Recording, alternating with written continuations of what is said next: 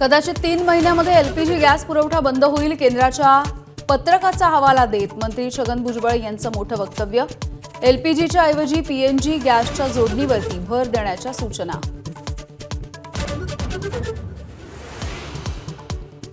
आखाती देशामधल्या युद्धाला 1 महिना पूर्ण, दोन्ही बाजूंनी अजूनही हल्ले सुरू। इराणमध्ये 1937, लेबनॉनमध्ये 1100 जणांचा मृत्यू, अनेक जण जखमी।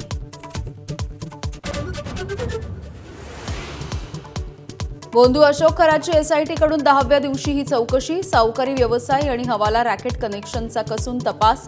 उद्या खराची पोलीस कोठडी संपणार।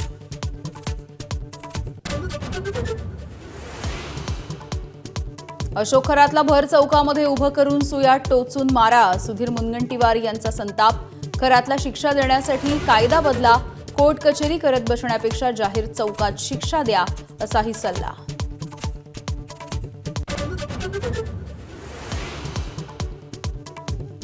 सातारा जिल्हा परिषदेच्या वादानंतर आज पोलीस अधीक्षक आणि शंभूराज देसाई आमने-सामने।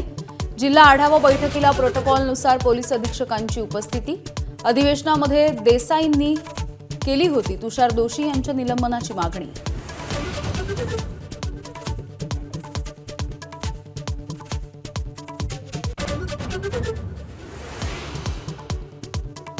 नाशिकच्या सातपूरमधल्या ध्रुवनगर परिसरामध्ये बिबट्या शिरला। पोलीस आणि वन विभागाकडून बिबट्याला जेरबंद करण्याचे प्रयत्न। परिसरामध्ये बघ्यांची मोठी गर्दी।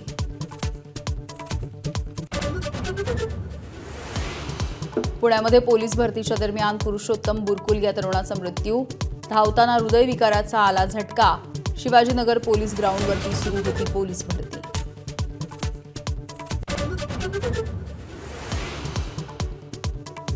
वर्ध्यामधल्या कवाडी पारधी बेड्यावरती शालाबाह्य विद्यार्थ्यांचा प्रकार।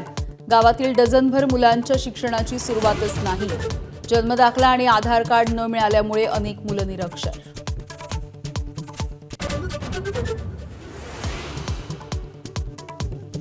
नोएडामध्ये नव्या आंतरराष्ट्रीय विमानतळाचं पंतप्रधान मोदी यांच्या हस्ते उद्घाटन। विकासाची नवी दारं उघडतील असा मुख्यमंत्री योगी आदित्यनाथ यांना विश्वास।